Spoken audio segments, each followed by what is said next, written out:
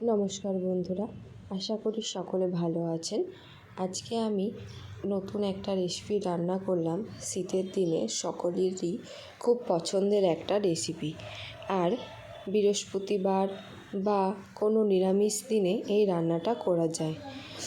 তার জন্য আমি সবজিগুলো কেটে নিয়েছি আর নিয়েছি মুগের ডাল।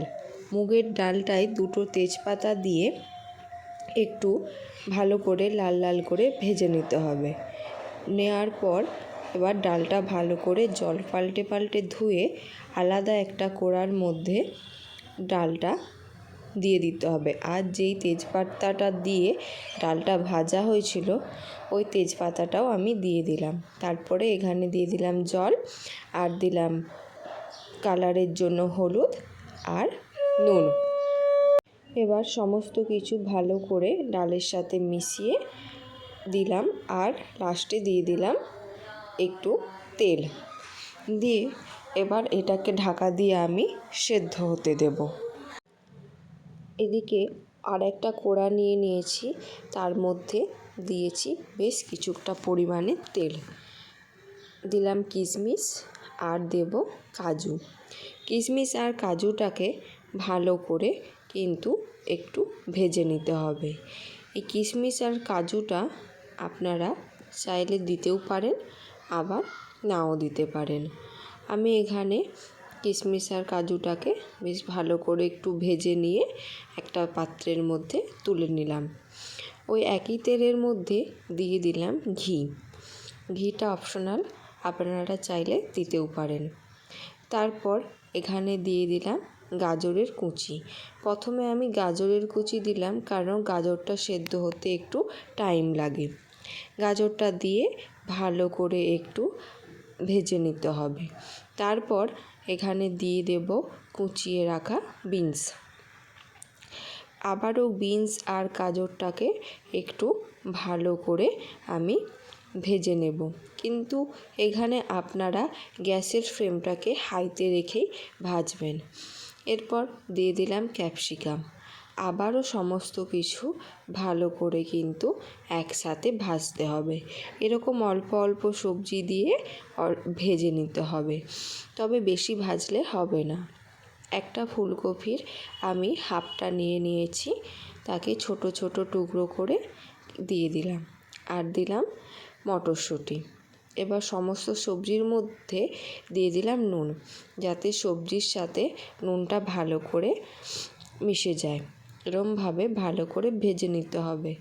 এইদিকে আমার ডালটাও কিন্তু সেদ্ধ হয়ে গেছে পুরো। তারপর আমি সবজিগুলোকে ভালো করে একটু গ্যাসের ফ্লেমটাকে হাইতে রেখে ভেজে নিয়েছি। এরপর সমস্ত সবজিটা একটা জায়গাতে তুলে রেখে দিলাম। দেখুন সবজিটা কিন্তু আমার বেশি ভাজা হয়নি। এবার ওই একই কড়ার মধ্যে দিয়ে দিলাম 3টে এলাচ আর দেব জিরা। ফোড়ন হিসাবে আমি এইগুলো দিলাম আর দিলাম কুচনো কাঁচা লঙ্কা ঝালের জন্য। এই সমস্তটা একটু ভালো করে ভেজে নিতে হবে যতক্ষণ না একটা সুন্দর স্মেল আসে। তারপর এর মধ্যে দিয়ে দিলাম আদা বাটা। আদা আর সমস্ত মশলাটা ভালো করে ভেজে নিয়ে এর মধ্যে দিয়েছি কুচনো টমেটো। আপনারা চাইলে এখানে টমেটোর পেস্টও ব্যবহার করতে পারেন।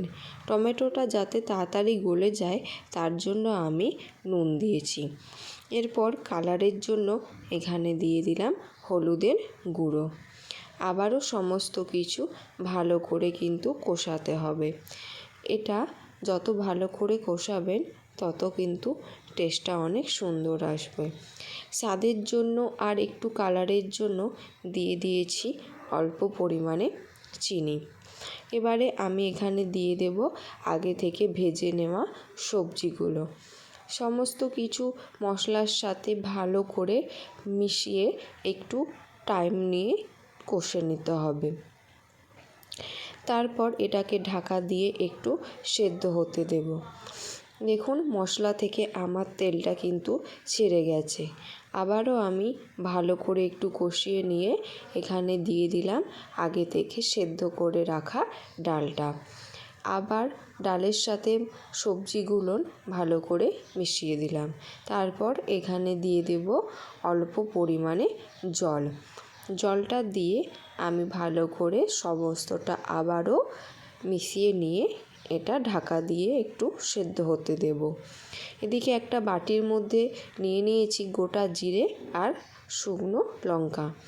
ওই দুটো আমি ভালো করে ভেজে নিয়েছি এখানে ব্যবহার করব বলে।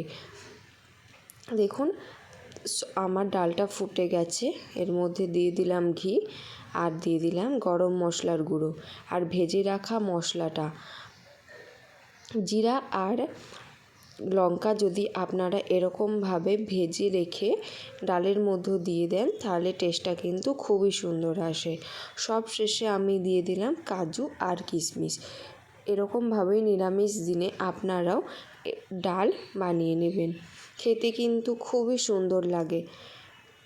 আপনারা বাড়িতে ট্রাই করবেন। ভালো লাগলে একটা লাইক, কমেন্ট, সাবস্ক্রাইব করে দেবেন। নমস্কার।